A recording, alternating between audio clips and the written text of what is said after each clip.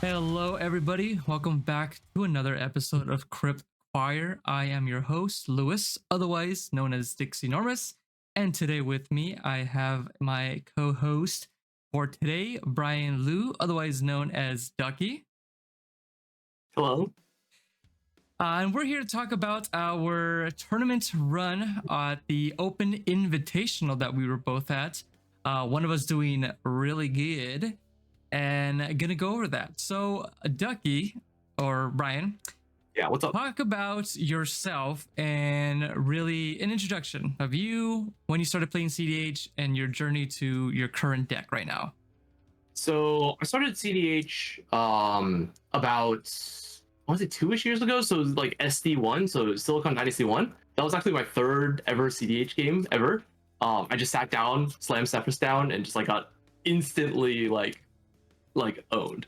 Like I got really wrecked my first time around. But it was a really fun experience. So I had a really good time, reconnected with some old friends, and they got me back into CDH. So and I decided, you know what, I like this Cephas deck. Let's just keep playing with it and see how far I can push it. And apparently I can push it pretty far. So I also play Lorcana as well too. I played a whole bunch of different games. I have a competitive background in like Force of Will, Final Fantasy, Lorcana, and in Magic as well too. So I guess you do as well. But yeah, did you want to know anything else? Yeah, did you play any 60 card formats in Magic prior to CDH? Yes. I played a lot of standard up until about like post Return to Ravnica, like Theros, like around that era. I played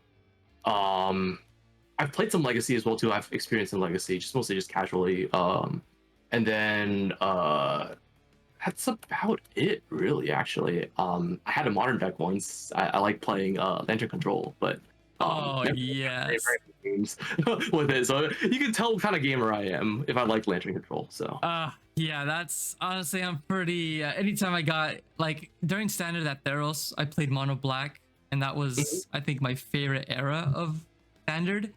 That was like a good time, and then definitely it was degenerate. Whenever I played modern, I was a degenerate gamer. I'll play eggs, and then I played Lantern Control, and like I built Lantern Control like right before like the deck got super nerfed and it like wasn't good anymore, which fucking sucked. And that like Mhm. giga tilted me from modern. Um, but yeah, I definitely miss Lantern Control and all those degen decks. Those were a good thing. Yeah. Same thing with Yu-Gi-Oh. I don't know how long we used to play. I used to play wind-ups in Oh, I Yu-Gi-Oh. remember lineups. Yeah, I played during that. Right after the format, essentially.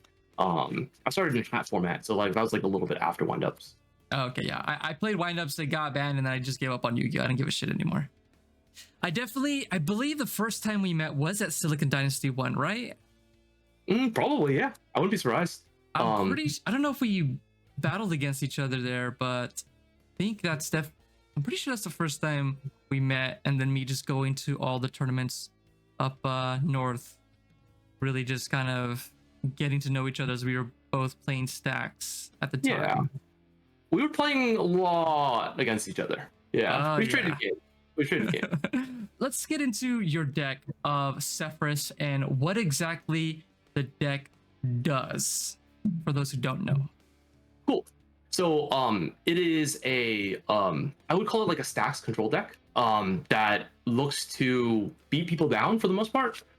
There are some combos where you can win, but they're very unlikely and they're very unsafe. So usually I'll just kill people with combat damage. So the idea is that you try and set the initiative first, and then you want to play a stacks piece sometime in to slow people down, and then you use sort of the value generated for the initiative to sort of snowball into a win. So you can push through the dungeon very quickly with Cephas and like cyclers, for example, and just like try and skip all the way down to the last room of the Undercity. Which, if you don't know what it does, it lets you flip the top 10 colors of your deck. You can put a creature from the top 10 onto the battlefield, and it gets 3+1/+1 counters and hexproof until your next turn. So it kind of plays like an Esper Kinnan slash Winota, where you're just like trying to play from the top of your deck and you don't know where you're gonna get, but usually you're gonna flip into something that's like pretty oppressive. Like It can be anywhere from like the rule of law, like an Archon of Myria or like a Eidolon of Rhetoric, to anywhere from like an Elish Norn or a Toxrill. Just a lot of like really nasty like effects off the top of the deck. So once you flip, your chances of winning are pretty high.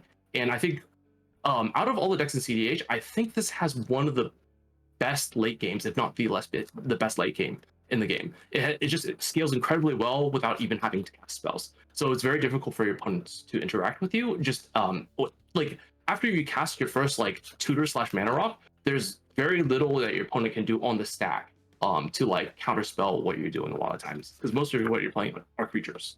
I want to ask this question because I know people are gonna probably ask it in the comments or are gonna think about it when they look at the deck. Why not the Oracle combo? Okay, so there's a couple of things. Thoracle gets stopped. That's like one of the main things is like, yeah, you can resolve Thoracle and you can win. That's if you can resolve it, right? So, and one of the challenging things about resolving Thoracle is like you can't really do it under rule of law. It's really difficult because like let's say you like go for the reverse Thoracle line, you go like Tainted Pact, at end step, leave some cards on the top, and then just cast Thoracle. The issue with that is you can just get stopped. And in order for you to not get stopped, you have to play some pretty bad cards to protect you. You have to play like Grand Abolisher, Night Ranger Captain of Eos. They are really good in other contexts and other decks, but in this deck, they don't really do much outside of protect the combo. And Thoracle in and of itself is not a good card within the context of the deck by itself. So if I want to play a game plan that is very difficult to be interacted with, I can't play cards that are as fragile as a combo as Thoracle. As I usually say, like, you know what can't get countered? Combat damage. Like that's what you can't counter combat damage. So you just might as well just kill them in percent lethal as opposed to just like flipping like Thoracle off the top. So Right. That's witnessing it firsthand, definitely for sure. Yeah. Okay, let's get into our games and talk about how they all went. Let's start out with you with your first game. You had a Kaidel Tevish in first seat, you in second seat, Rogsai in third, and a Dahada in fourth. How'd that game go? Yeah, so Kaidel goes turn one, turn one like land pass. I go cool crypt pass, and then Dahada, Roxai moles down to 3, so they're pretty irrelevant at this point. And then Dahada goes turn one necro. I'm like, crap. All right, I guess we're gaming now. So Kaidel casts a One Ring and like draws a card and tries to dig for something for the necro. I go tutor for Ethos Warren Canonist. Cast Ethos Warren Canonist. And then the Hunter player is just like, I guess I'm dead here, right? Like my hand's very, very bad. And then eventually I land the initiative, top deck it, because I saved the tutor for the initiative, but I ended up top decking the initiative, casting it, and then just like steamrolling all the players afterwards because One Ring is very, very bad against this deck. You play One Ring, you draw maybe 6 cards, 12 cards, and then you just die. Like that's just like kind of what happens. Kaidel was also stuck on lands. Dahada couldn't do anything under the rule of law. The Rockstar player was just non-existent for the whole entire game. Wow, that's surprising to hear. Well, I mean, they moved down to 3 and like. Okay. Yeah. Like they just didn't do anything in that spot. Not usually what Rockside does, but I think that the Ethos One Canonist does a pretty good job of holding the Rockside player down. Yeah, if they move to 3, like they probably had like some win attempt, and then Ethos One comes out and like, oh, well, never mind, that's it. Mm-hmm. Yeah. Round 2, I open turn 1 initiative, and it's not just turn 1 initiative, but turn 1 Seasoned Dungeoneer, which is the most cracked opening you could ever have in this deck, actually, because it lets you. So if you don't know how Seasoned Dungeoneer works, it actually combos really well with Sephiroth because the turn that you cast Seasoned Dungeoneer, on the next turn you get to scry 2, and that means you can set up the top of your deck so you can stack a creature on top of your deck. And so you'll draw a card for turn, and then you'll cast Sephiroth and attack with Seasoned Dungeoneer. And Seasoned Dungeoneer, one of its abilities is to give protection from all creatures and explores. So the explore trigger, I can reveal a creature off the top, hit in the graveyard, and be at 3 out of 5 on the turn after I cast the Seasoned Dungeoneer. So like it's a really, really cool like mini combo, but like it puts you through the dungeon so fast. And I was able to flip on turn 3. And I think that game had Michael Levine in it actually. Yeah, He was in yeah. my game, and he talked about my deck. He thought it was really cool, because he's a huge stacks player. So like, we talked about our deck afterwards. But Michael Levine was on the T and K, and there was a point where like everybody was just like, I don't think we can beat this board. Does anybody have an out? And the Nadu player says, I don't play Cycgriff, and Rockfast is like, I have Cycgriff, I just don't have access to it. Everybody was basically dead on board. I think I had a no rod on the board as well too, and it was like a no rod, two rule of laws, and a Lavinia as my stack pieces on board while I was just beating everybody down. So, and I killed the T and K player first because they had access to Toxic Deluge in their deck. So That's good. That's good. I ended up trying to go for like a mini combo later on, which with like the Radiant Solar clone lines, but I ended up not going for it because I didn't have enough to kill everybody without sacrificing all my lands and discarding all the cards in my hand. So, yeah. So that was round two. That was the closest I ever got to combo this whole turn. I'll talk about my first two rounds. The first round I had was TNK, me, Omnath, the Jelly Bean, and Rock Gracios. The game, I can't really remember much from this game other than it was a pretty decent game. There's a lot of interaction going on. My hand was like mediocre, but I got through like a lot of stuff pretty fast, and I was pretty empty for a while. I drew a couple of cards, but it was just like win cons, and a lot of people started showing scary stuff. Kept like asking like, do you have anything? And I'm just like looking at what was it, Born Upon a Win and a Tutor, and I'm like, not really. And I did not really want to cast it and get like hit by like a mind bait trap. So at some point, pretty late in the game, everyone's kind of exhausted with stuff. A lot of spells have been going through, where I'm like, well, now it's time, I guess, and showed my Born Upon a Win, and no one had anything, and I just went for a win on the stack, just sitting there doing nothing for a while after everyone else just started battling each other. So that was pretty good. It's good, right? Huh? It's good, right? Yeah. I think it was a fish. Yeah, I think I got like a late fish, but then it just threw me just enough to get there. My round two was in TNK, Asise, me, and Nadu. TNK in the first seat was popping off. Like they had everything out. They had a fish out. They were drawing cards, putting out a bunch of rocks. It was disgusting. We were like, okay, we're gonna lose. And they proceeded to do like nothing for like 2 turns. And we're like, okay, they're probably setting up like an end step Nas or something.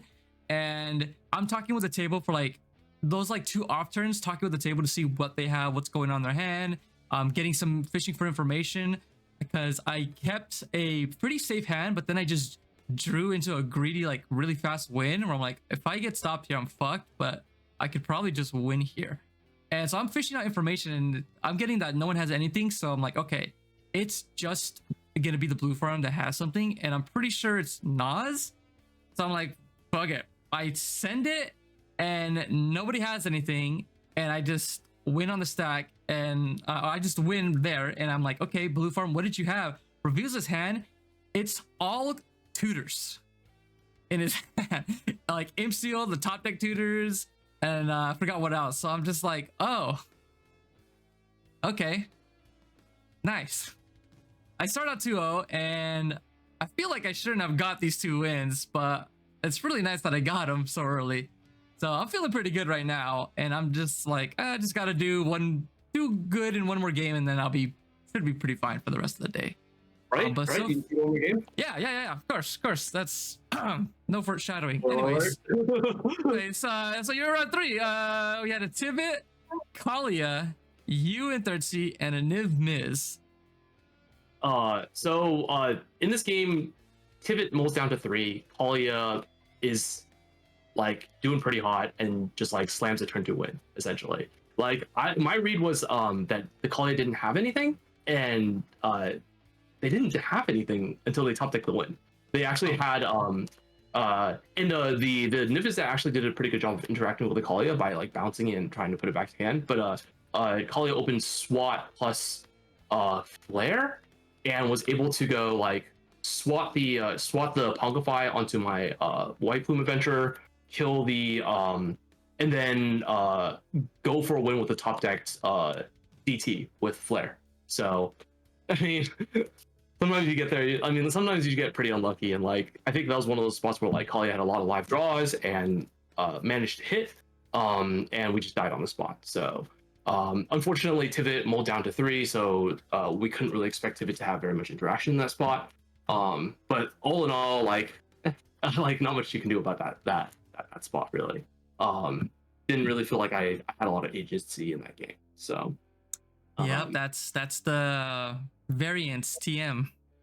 yeah, I did have a rule law I could have played cast on turn 1, but the problem was that because of the Pongify and the SWAT on the Pongify, it actually didn't change what I could have done in that spot because it would have just gotten Pongified. So yeah, we didn't really get to play a real game, so it was very unfortunate. My round 3 was me and first seed, second seed Kenrith, a Marchesa, the new Marchesa with the crime stuff in seat 3, and another Kenrith in seat 4. And this Kenrith I played before, pretty fun playing with them as a Tyler Garfinkel. Had a good time. The Cowtown, we had a game together, and I love this guy. He's a fucking sandbagger. It's hilarious trying to like read him and like get him to do stuff, and him not wanting to do anything. It's fantastic. Like I've only been 2 games and it's been a blast, and we always get really fucking loud of like talking and like trying to politic and what we got. So it's a good time. It's a hilarious time.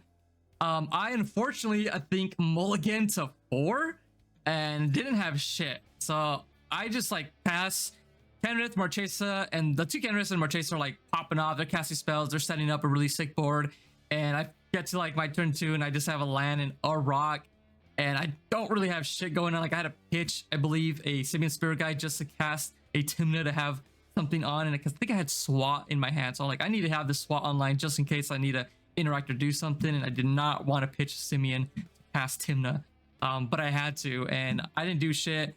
Everyone's popping off, doing stuff, interacting. They're asking if I can do stuff. I think I managed to get a Ristic Study, and I'm just like, no, I have a bunch of cards in my hand, but I'm not drawing any of my interaction, or at least the interaction that I can cast. Like I was drawing all my, like stuff that I was drawing interaction, but I couldn't cast it. I didn't have any mana for it. So it was getting pretty crazy. I top deck, I think a Dockside, played it, didn't cast anything. Like I really wanted to cast stuff, but like I just had to hold up all that mana for interaction, and I'm like, yeah, that's all I can do. Like I don't want to. I can't set up to the board because like we're at a point where the game is turning around and someone's gonna be showing some kind of win. So I couldn't really develop my board, and I just continued to pass. I think Marchesa was going for a win line. They cast a Dockside. I was like, I can't crack my treasures because I kind of need the mana to cast my stuff. So I kind of have to let him take it. And he made like, I don't know, 20 treasures or something. It was disgusting. It sucked. And he presented some wins, and I was like top decking, and people were like, they didn't want to like, they kept wanting to pass to me because they're thinking I'm like priority bullying. And I'm just like, dude, I seriously don't have like much of anything. Like if I'll draw me cards when you're interacting, I'll keep revealing the top card of my library, and I'll cast the free interaction that I find. And sure enough, they draw me a few cards, rip a Mind Break Chop off the top to hit a Breach from the Marchesa, which honestly I feel like I should have let resolved, and just so they can draw me more cards, because they weren't paying for anything, because they were like scared they wouldn't have enough mana. So they were just letting me draw cards, and I think I should have just let it resolve it until I saw a Brain Freeze or LED, then use the Mind Break Trap. So I kind of fucked up there. I could have gotten more cards. But at the end, it didn't really matter. I Mind Break Trap it, and then he spends the rest of all of his mana and hardcast an Emrakul, initially targeting the next Kenrith in play. And that Kenrith then uses D-Swat to swat it to the other Kenrith player in C2. And they're like just like talking of like swatting it to me or whatever, and I'm just like, you could swat it to me. Worst case scenario, he just plays like my Necro that I have in my hand and just kills me. Otherwise, like I have like win cons, but I don't have the mana to cast. Oh, I forgot. When he cast that prior, I cast an Adnos for value because that was like my only interaction. And got a pretty good amount of stuff, but like no way to cast any of it. So like I didn't have any mana, and I revealed no free mana off of the pile. So like there's wins in there, but no way to actually cast them. So I was at like 6 health or something, and I'm like, I have a Necro, so he's just gonna kill me or try to put together a win if I top deck like a mana crypt or something and have some free mana to start casting stuff, and then like breach kill you guys. So he definitely shouldn't target me. So the fourth player Kenrith's like, okay, swats it to the second player Kenrith, and then he just passes. Kenrith unfortunately just passes to me. I'm looking, and I think I blue tutored for a silence on the top to see if I could go for some kind of win, and I draw it, and they're telling me like, don't push for it. I'm like doing math. I also don't think I can go for it. And they're just asking like, let's just ID, and I'm like, I think I can get here. I don't know. I have a silence. I don't have a lot of mana, but if the silence resolves, I could do something here. And then both Kenneth players show me 3 counter spells in their hand, and I'm just like, all right, well, ID, goddammit. Fuck. And I really wanted to go for a win, but there was no way I could get through 6 counter spells because I just had a silence, swat, and 1 counter spell that I forgot what it was, but like I think it was Force of Will. No, it was Force of Negation. So I'd have to like hard cast it. So I'm like, fuck. Like, all right, whatever. So we just ID that round, which kind of sucked, but better than a loss, I guess. Yeah, for sure. Yeah. Let's move on over to your game 4. You in first seat, 2 TNKs, and then an elevator. So I opened with a deafening silence like psychic frog start, and my elevator opponent goes turn 1 Sarah's Ascendant, and I'm like, oh no, it's doomed. It is doomed. Sarah's Ascendant. Yeah, so we ended up playing a pretty interactive game where like everybody has a lot of like creature-based interaction for the elevator player, but like an elevator player is just like stomping all over us. So but this ends up being a draw because the elevator player just didn't have enough damage to close all of us out because they were spreading a lot of their damage around, and the TNK players were just like hemming and hawing over like, what can I do under the spa? You know how TNK players are. You're a TNK player. I know those guys are fucking. Ugh. You'll sit underneath a stacks piece and just like hem and haw and go like, can I do this? No, I can't do this. Play mana rock bounce. Right? That's literally like your turn, like your whole entire turn. You'll take it forever. So like and they were just essentially doing that. One of them did present a Thoracle Consult win, but I managed to stop it with a Force of Negation. But that's generally how that game went. Yeah, it was looking a little spooky for a second when I like was hearing about it and took a look at it. But yeah, I was just like wondering like, how does that matchup work when you're with another stacks deck? Like, do you mulligan for no stacks pieces and think they're gonna do it, or do you just like stick to the same game plan, not caring about the other archetypes at the table too much? There's a couple of like dimensions to that, where it's just like you could have so they could there's a game of chicken that is being played, which is what you're describing, but there's also like who scales off of the stacks pieces the best, and normally my deck does, but in this particular case they just started their scaling too early with the Sarah's Ascendant. So like if like in most cases, if there's not like a turn 1 like Sarah's Ascendant, like you can get bigger than elevator pretty consistently and like have stuff to be able to block the elevator, so you're not just taking a bunch of damage. But in other cases, like usually like the stacks matchup should be favoring you. So like if I see a stacks deck, I'm actually really happy.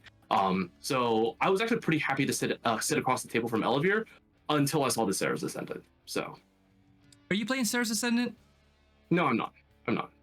It's a little bit too like, you kind of only really want to see it early, but also you don't want to see it early because it's a card that like doesn't actually help you like win the game later on.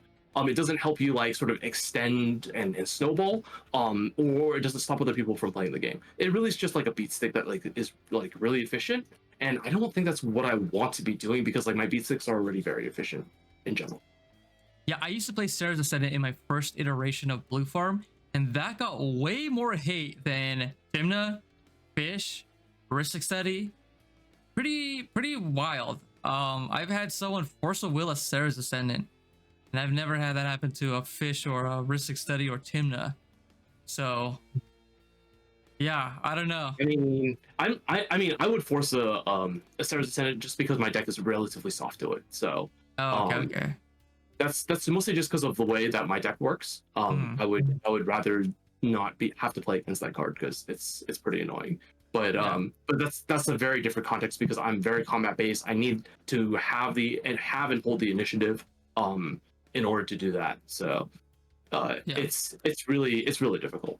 But let's move on to round 4. This one, oh boy, not good. It was Punchy in seat 1 on Rogsai, Obnixilus seat 2, Brian Koval on his Rogsai in seat 3, and then me in seat 4. I mulligan down to 4, which not great in seat 4. I think it back. I actually, whenever I get to these low hands, I should be just mulling the 3 because I do have access to just land Dark Rit Necro. So I keep getting scared of like going down to 3 or 2, but like I have that option to do it, so I could just go to 3 and stay at 3.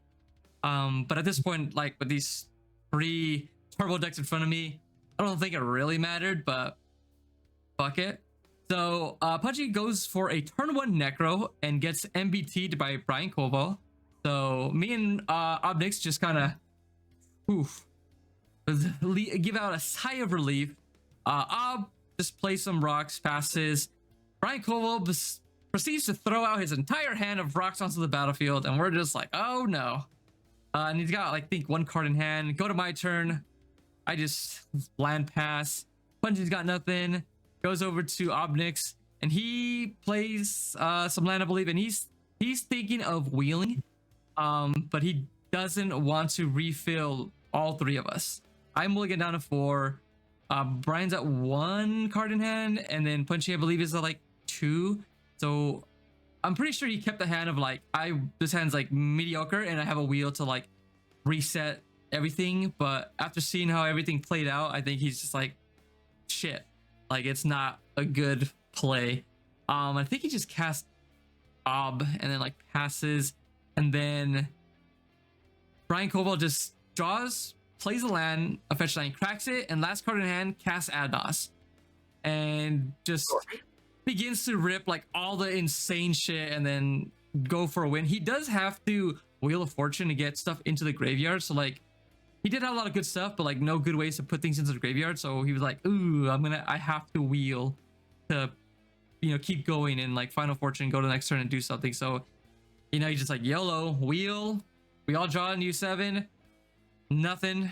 I actually do have like a win con if I had more mana. So I'm like, cool. I think it drawed like 2 tutors. So I'm like, if I had mana, I'd be able to do something. But so, and then he just wins, and that was it. Pretty fast game. I think it was over in like 5 minutes. Like, pretty tragic. So I'm just like, well, not looking good, but there's nothing really much I could have done about that. Like, I would have to have drawn like land, you know, Dark Ray Necro and like, I don't know, Simeon or something, and then just do that and then pitch my whole life to Necro and try to win there. But yeah, couldn't do anything about that game. So that was just a non-game. Yeah, like sometimes you multi 3 and you die. Like that's the game of play, right? Like, yeah. So that was it. Nothing much. So let's just go into your round 5. So round 5 was a little bit weird for me. I think I got kind of really lucky this game, both lucky and unlucky. So I think I'm like seat 4, and I get my first fetch oppoed by seat 2, and I think I'm pretty dead. And then I proceed to play a couple of lands. There's an Archon Mira and a High Noon on board from the Winoto player. Winoto player is beating down super hard on everybody else. And then I managed to flash into Bowmasters and Opportune Time and sort of politic my way into sort of being able to pick what the Winoto player gets to flip off the top. And it ends up not mattering because there was only one option in both cases. And then so the TNK player is just like, well, I don't really have a lot of options here. Tell you what, I have an intuition in hand. I can go get Wheel of Fortune.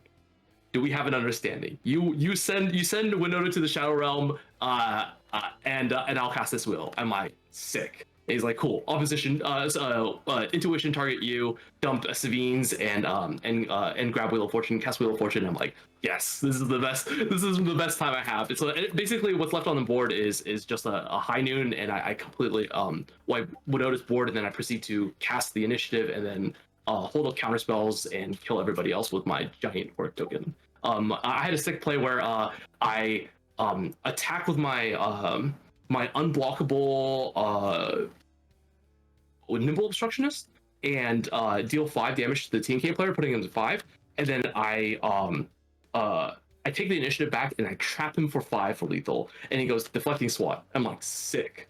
I mirror shell grab you. You have two mana up. You're dead. And then he's just like, I guess you just have it. Yeah. And then yeah, that game was actually just kind of a gift. Like I don't think I deserved to win that one, but you know, better luck than good. No, dude, you politicked that Winota player so hard. I did. I walked up, saw the wheel play, and was like, "Oh, this game's fucking over." Left, came back, definitely leaving out the part where the Winota player is trying to crack the high noon to do something, and you're just like, "No, you don't have to do that. You just hold it up. You were like telling him to hold it up."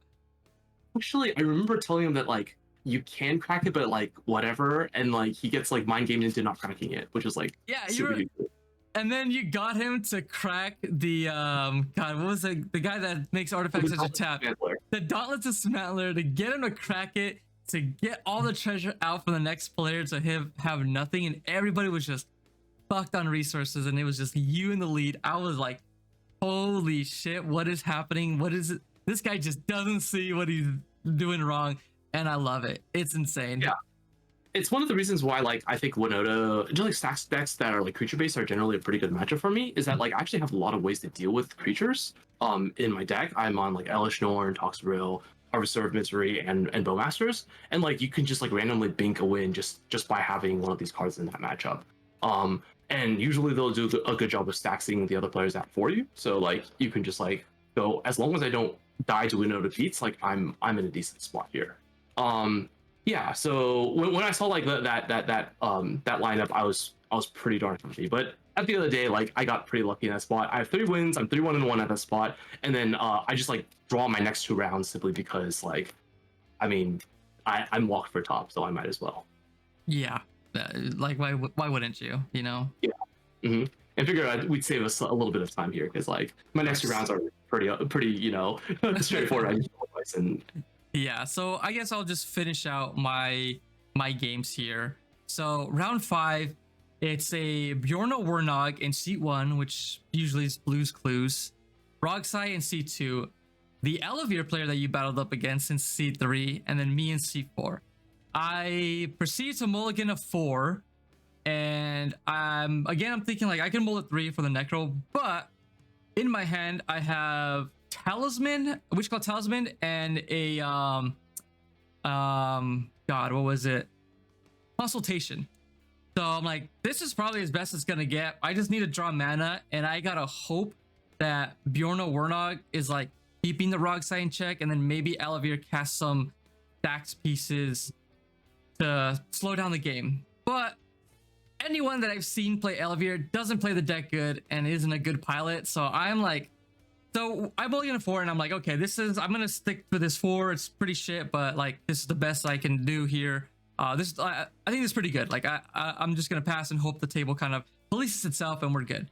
Bjorno Warnog and Rogsai obviously have pretty strong starts. Elevir is taking their first turn, and they play Land, Soul Ring, No Rod. And I'm just looking at my hand like, oh yeah, one of my other card in my hand was a God, Enlightened Tutor to get Mana Crypt, and then I can just go try to no, it was Mana Crypt, and I can go get a Rhystic Study to cast Rhystic Study.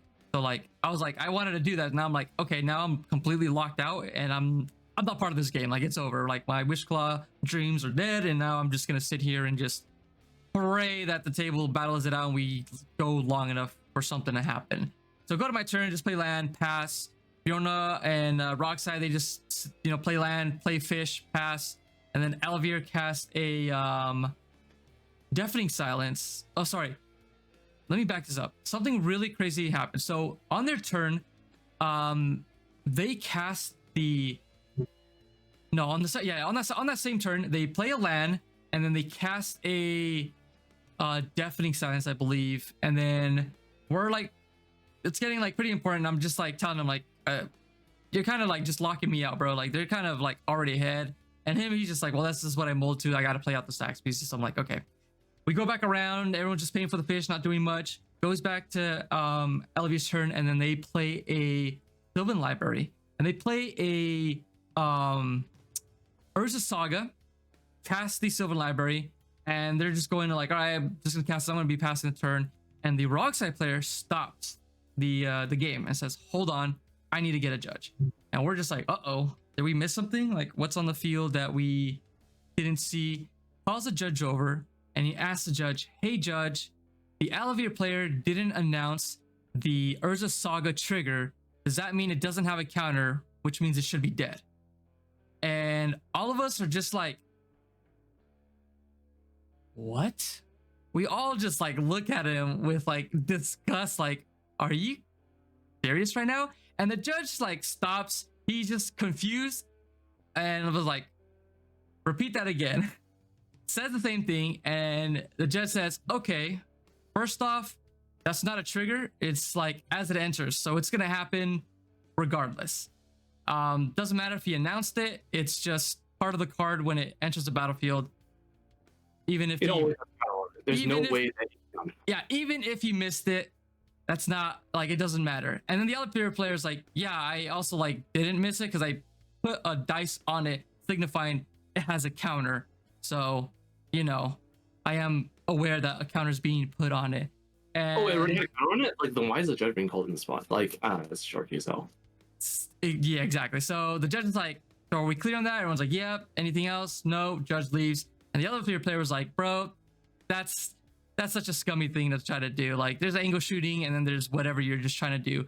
And yeah, the whole table's angle shooty. That's the definition of angle shooting. The whole table together, we're like, yeah, bro, like that's pretty, like, fuck, that's pretty whack. And the dude is just like doubling down, like, oh well, it's a tournament, man. You know, just, these things matter or whatever. And we're like, it's not even something you could, like, you know, we're just repeating what the judge said. Like, you can't miss this trigger, dude. So like, you're obviously just trying to like do like, you obviously, you know what you're doing here, right? And that's really scummy. And that's terrible. Like, yeah, we're like, that's terrible. The game continues on for like another turn cycle, I believe, and then we get to the Yorno Warnog. I think after that it goes to my turn. I do nothing pass, or I think I tap out for a Ristic Study because I'm like, fuck it, I'm tapping out for Ristic Study. I'm not gonna have interaction for shit. Just whatever, like just pass the turn. And then the player just says, okay, I'm gonna cast Thassa's Oracle, and we're just like, yeah. He's like, cool. Consultation on the stack, and we're like, yeah, and like everyone, the table's asking like, do you got something? And I'm just like, I have a consultation in hand, but I can't find something to stop this because there's a stack space on the field, so no. And the Rockside player, I think he had a active negation in hand, which he could have offered ID, but you know, we kind of gave him shit, and he was like, didn't want to do anything, so he just didn't do anything past it, and then we died, and he took the L instead of trying to force an ID. Because he tutored beforehand. He tutored the same exact thing, but Bjorn can go for it because they're just, you know, C order diff. So that was that game. Just ended that way. Just lost stacks. That was pretty hot. That was my round 5. Pretty sad about it, and that's how the day ends. Going on to day 2 is round 6. It's me and Firsty, another TNK, Niv Mizzet, and another TNK. So this, I already feel like this is probably gonna go to the draw. I think I offered an ID because I mulliganed down pretty fucking low, and everyone's just like, just play into it and see how it goes. I'm like, all right, whatever. So it goes to a long game. TNK in second C is like popping off, doing really well. The rest of the table is trying to catch up, and we kind of catch up. They're trying to show a win con, and the TNK player in 4C kind of shows me their hand of like, we need to keep dealing with them. I don't got anything. Shows me his hand, a bunch of counter spells that he can't cast. Like there's a Mind Break Trap. He had, I think, a Fierce Guardianship, which wasn't online, and I think he had a Force of Negation, but then he had to pitch one of the other counter spells for it. So I look at that and I go over to the second blue farm player who's like wanting, like he's like getting antsy, wanting to present a win con before the game gets too long, and I'm just like, don't do it, bro. He's got nothing but counter spells. Like you're just gonna give it to Niv. Like it's kind of over. Like just yeah, don't go for it. And I'm like just bluffing real hard. I'm like, yeah, that's all he's got. He's just got interaction. The game continues to go on. Most people, we all kind of get our draw engines out, and then win cons are starting to show up and get stopped. And then we get to like a turn where Niv, the second blue farm player, casts an Adnos at the end of my turn, and we go to a counter battle over it. And then the Niv Mizzet copies the fucking Adnos and draws pretty good amount of cards, but he doesn't have a lot of life left over. Goes to TNK, doesn't have much.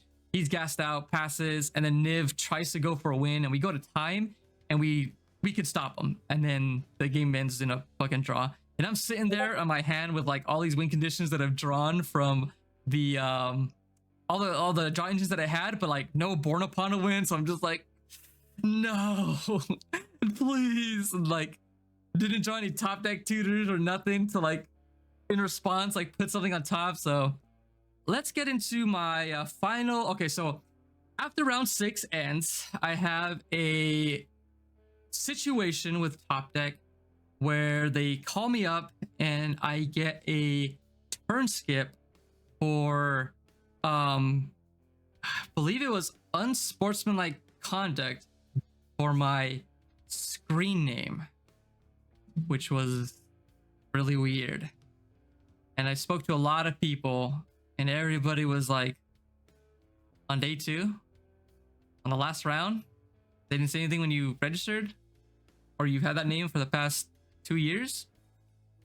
So I'm not going to get into it much in this video. I'm making a separate video talking about that and expressing my gripes with that situation. So I'll have that posted later on, but that was a super weird situation. I'm going into my round 7. I have a Tivit in C1, Nadu in C2, a Malcolm Vile in C3, and then me in C4. And this one here, I mulligan to a pretty hot 4. It was, I believe, Dockside, Chain of Vapor, Land, Wishclaw Talisman, and I think that was a 4. Yeah, that was a 4. So I'm looking at them like, so I'm like, I just gotta survive to turn 3, and then maybe we can get something. So we go through the game. Nadu we kind of first round we don't really do anything. I have a turn skip. I don't do shit. And then Nadu starts to cast. They cast Nadu out, and then they cast their oh sorry, I'm getting ahead of myself.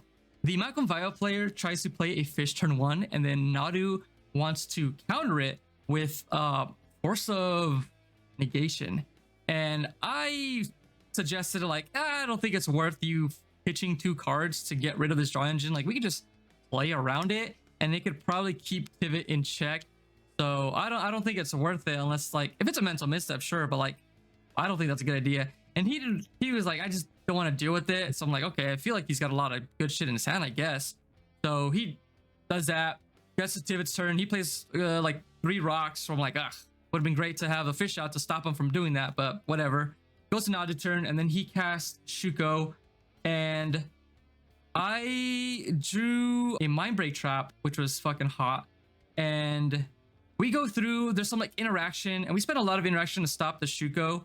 And we at some point I swords his Nadu, and then was able to like Mind Break Trap whatever as the game went on. And during that like stacks interaction, and he goes to search for his basic and accidentally shuffles his hand into the deck.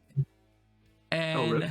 We're like, oh, like once he finishes, like we're like, okay, yeah, you get your basic. He's doing that. We like shortcut, go to the Malcolm Vile player. He plays out his hand, or like he starts doing his turn, and then he like says like, oh, where's my hand at? And we're just like, uh-oh, I think you shuffled it in.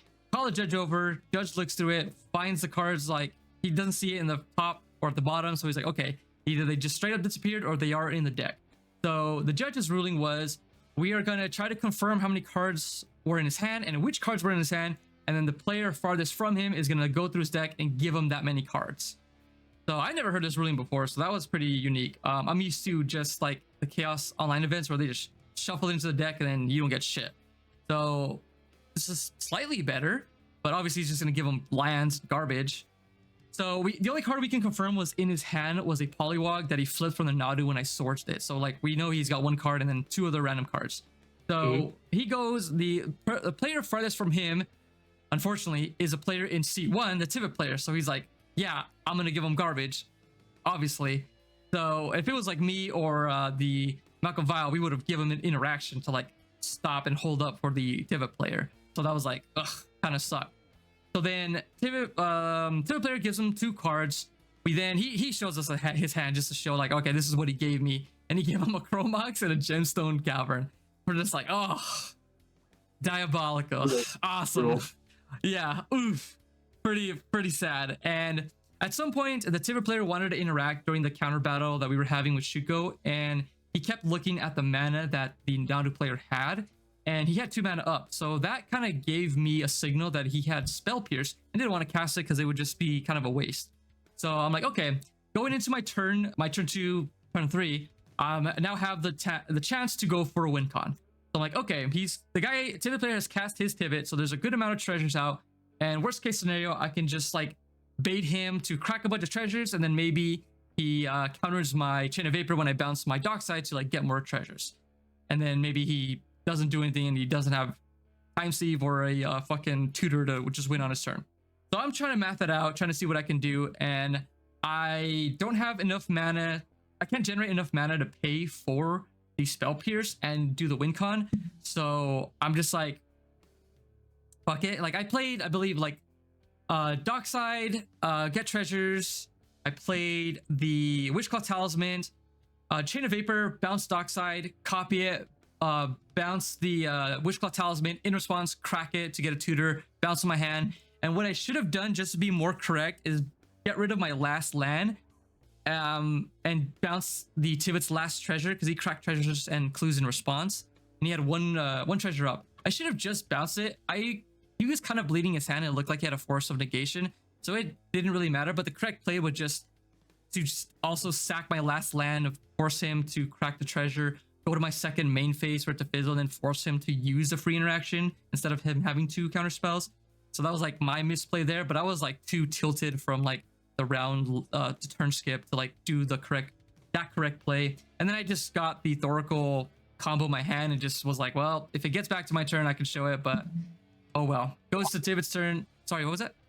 Couldn't you have gotten an extra treasure by going like, so you send the Wishclaw over first, then you play the Thoracle, play the Dockside, get an extra treasure, and then bounce, just to have the last bounce be the Wishclaw Talisman back to your hand, so you get an extra treasure, so you could try and go for it that same turn. The Dockside only made a count of 5. So would it have been 6 with the Wishclaw? Because you give them the Wishclaw, that's 6. That's 6. Ooh, yes. Ooh, yes. I missed that. You actually have lethal on that. My play was, at the time, I had 3 lands. It was Rite of Flame into Dockside, make 5 treasures.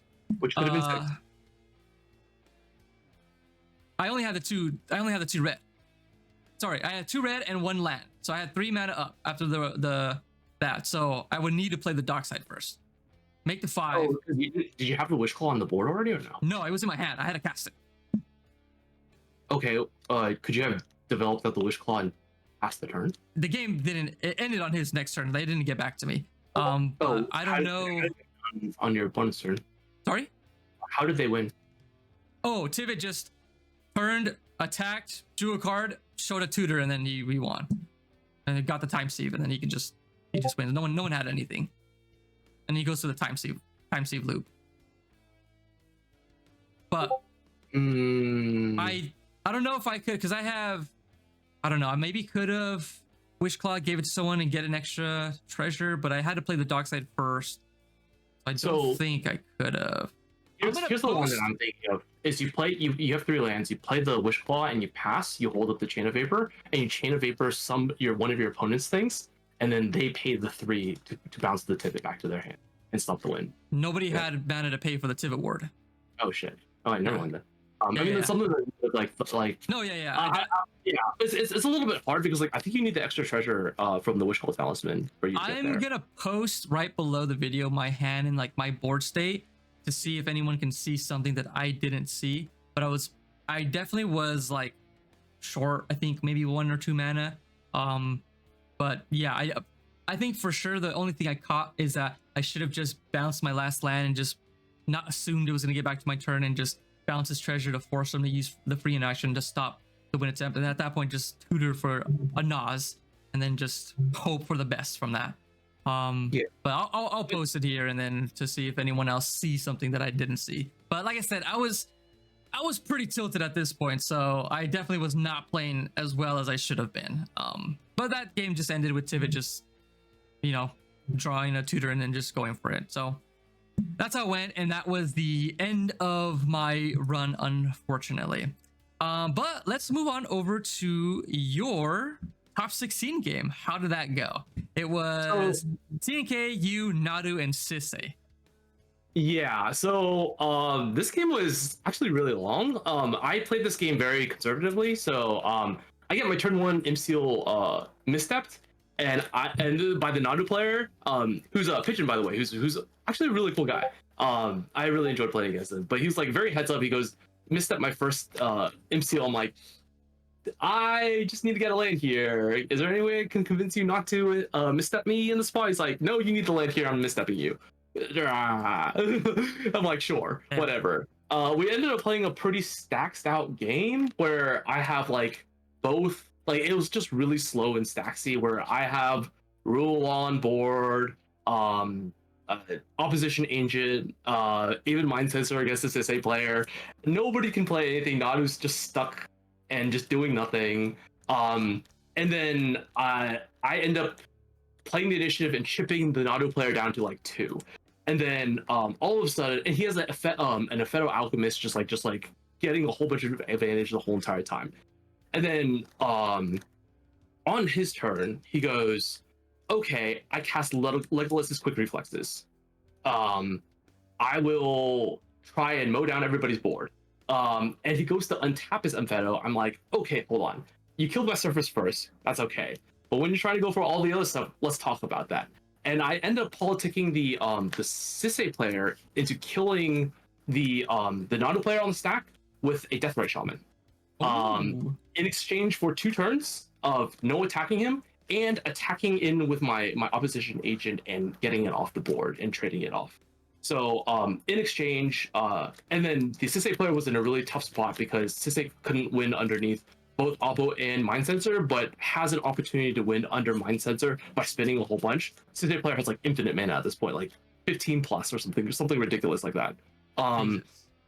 So like they have enough for like 3 spins multiple times, and I gave them the opportunity to spin a whole bunch of times. I also clone my my even Mind Sensor by blinking it out and having it come back to Philia. So like I had 2 Mind Sensors, so I didn't die to a single removal spell at that point. So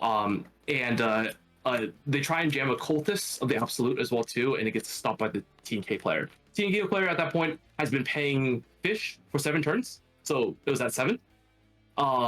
Literally was not doing anything the whole entire time. Just had a fistful of counter spells that just sat there and just literally wasn't paying for like 3 hours. It was not a. Honestly, TNK player, shout out to him. 2 super duper big trooper. Like, just in general though, like it was very unfortunate for that TNK player because it was like a deafening silence, 2 rule of laws. Like there's just nothing that the TNK player could have done in that spot. So I ended up squeezing that out. I almost lost the game to the Legolas's Epheto like combo, like board wipe, but just like some quick thinking on the politicking and actually just like managed to clutch it out. But I was in pretty big control for most of that game. So just in general, the longer the game goes, the more it favors me. So so the game went 3 hours. What else can I say? Insane. All of us too, we're just like watching you play and we're like, has it reached like 40 minutes? I'm like, yeah. I'm like, okay, yeah, Brian's got it.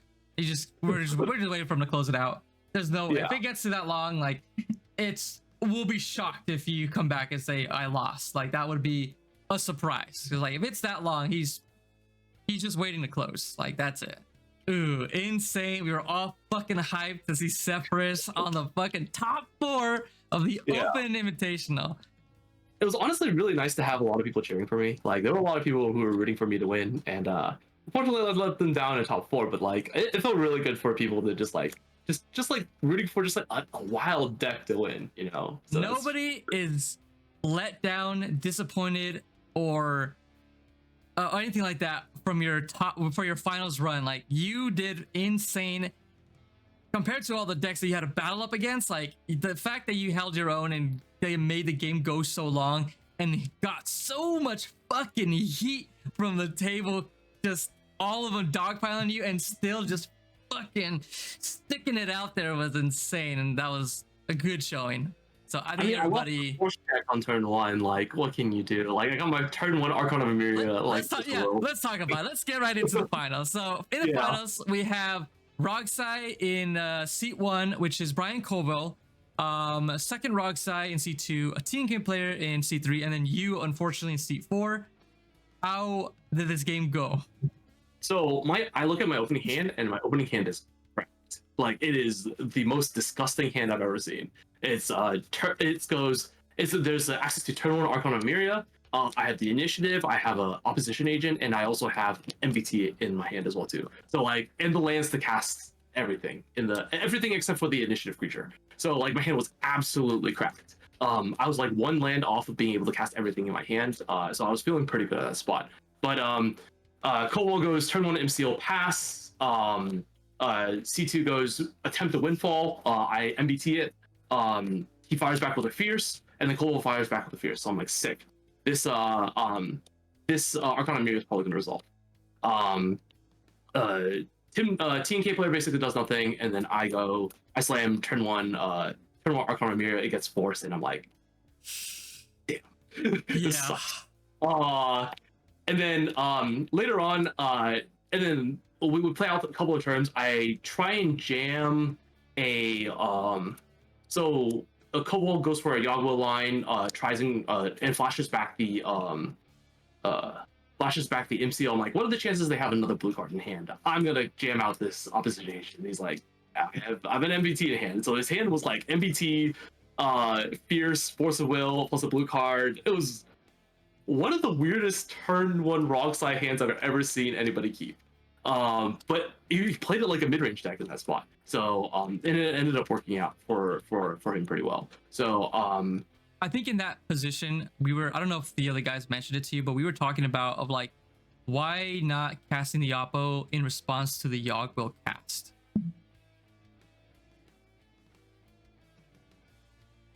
I forgot about the Force in the Grave. I think it's really what it was. Like I think I just forgot about the Force in the Grave. That's what we were thinking of. Like a lot of times people forget that like Force of Will on it says like with Yogg-Will, like you can cast it from the grave, pitching a card from your hand. Like the card itself doesn't need to be in your hand. Like it still has that alternate cost cast method. So like it definitely it's gotten some people in the past. So we were just thinking like he either forgot about it or forgot that he could cast it from the graveyard or something. But that was kind of the only thing. I don't remember anything else because the game was so long. And I couldn't catch a lot of it at that point, like, and I just missed that particular line. But like in general, though, like I ended up DTing for a deafening silence and being able to just like drag the game out for an extended period of time. And then during that time, I take a lot of heat from the TNK player because the TNK player thinks that like I'm a really big threat, even though I've shown them my whole entire hand, and I'm like, yo, there's wrong side players with like 20 cards in hand because they've been feeding each other with Wristink. Like, what do you mean you're hitting me with Bowmasters? What do you mean? So like I was at like 6 or like 5 or 4 like for the longest time that game, and just like it ended up being a really big slogfest. And then while I have a lethal attack on Koval on this like on the stack essentially, they kill me on the stack and save Koval, and it ends up giving him the game in that spot. So I don't know, like that game was really weird. I think that maybe with some like more clever speech play I could have gotten there because I was getting politicked pretty hard. And Brian Koval bully. Yeah, a little bit, but like, I understand Cole's position. Like Cole's got to get rid of me in order to win the game, and he's going to say whatever he needs to do in order to win that spot. So like, I mean, it is what it is. Like I'm not gonna get too much into it outside of like I got out politic and I probably should have said other things in that spot to counter that line of politicking. So Mhm. I mean that's on me. Like I could have played better. So it is what it is. I think it really relies on just you talking with that T and K player, because the two rock sides are just like, they're not gonna like probably work together with you. Like they're trying to like, you know, feedback on each other, like you said, with like the draws and shit, and then just try to mind control the blue farm player to do something about you. Like I think your only like point of communication and politicking was like that blue farm player. I think, I don't know, I wasn't at Yeah, the table. yeah. The problem with that was that there were two voices involved, and the TNK player was actually demonstrating towards the later, like towards the end of the day, that they were pretty cooked in terms of they were just pretty mentally boomed at that point, and Yeah. like at the very end, he almost like seemed they seemed very like almost like physically distraught over like just like how the politicking was going, because everybody was pressuring the TNK player because at that point, that Team K player had a ton of power. And I thought that they could navigate that situation where in my favor by the clues that I was leaving them, but they just weren't picking up on what I was putting down. And I should have just been a little bit more direct about that. Because the game plan should have been kill the wrong side player, kill both wrong side players. They're out of interaction. You know exactly what's in my hand. I have no interaction. You reverse the Oracle console at me, and I right? That's the line in that spot. But the problem is like I just couldn't. I thought they could figure it out, and I guess it just didn't work out on my script. So Yeah. How was that second rock side player? oh, I know Varix. Yeah, Varix is I played with Varix a lot in the Black Breakfast Club. We've tussled a number of times, so they're decently familiar with my deck. Really nice player. Has grinds a lot of games and plays a lot of games. I think that there were spots where Varix could have gotten me to kill Koval and just try to 1v1 the TNK player. That could have been a line that we discussed this afterwards as well too, where you kill Koval and then try and like get a 1v1 situation with TNK after killing you while I'm at like one life or something like that. Mhm. That's definitely something that they could have considered. But I think they needed me to be in the game be able to take some of the attacking heat off of them as well too. So it was a really weird situation, and I think there was like definitely ways we could have played that better, but there was just a lot of different points in which we could have played better in the spot. So It's interesting you say that, because he's a rock side player that tried to make that scum play that I was in. I see. Yeah. Varix is okay. Okay, yeah. I mean, interesting. But like he was really friendly to me. Didn't do anything super egregious against me in my game, so like I don't That's know. nice. Yeah. Okay. But overall, they're a really good experience. I'm glad my deck had a really nice showing because I've been working on this deck for quite some time. So For a long time, bro. Are you we- kidding me?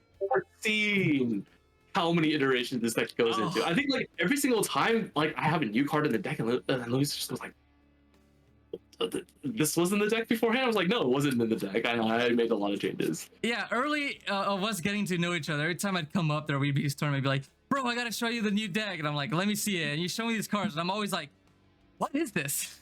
What am I looking at? And then you explain the line to me, and I'm just like, it's not competing, bro. I'm gonna have to see it in gameplay. And then I see it in gameplay, I'm like, this ouch. This is crazy. So Yeah. it's always great seeing you, because you're just like, check this out. Or like you're like, I got something, you're gonna like it. We get played, and then you just fuck me with it. I'm like, what is this card? Who made this? This wasn't real, all right? You got on fucking some card making website and made this like on the fucking spot, all right? There's no fucking way. All right, well, that is the end of our run for the Top Deck Open. Overall, with the end of the season, how do you feel with you as a player and your deck? Honestly, I think that my deck was actually really well positioned for this event, mostly because a lot of people were cutting Cycrift, which is a card I normally fold to. I think that this version of the deck is kind of nice because you can have these like rating solar combos to be able to close out the game on at instant speed when you sort of got the game locked up.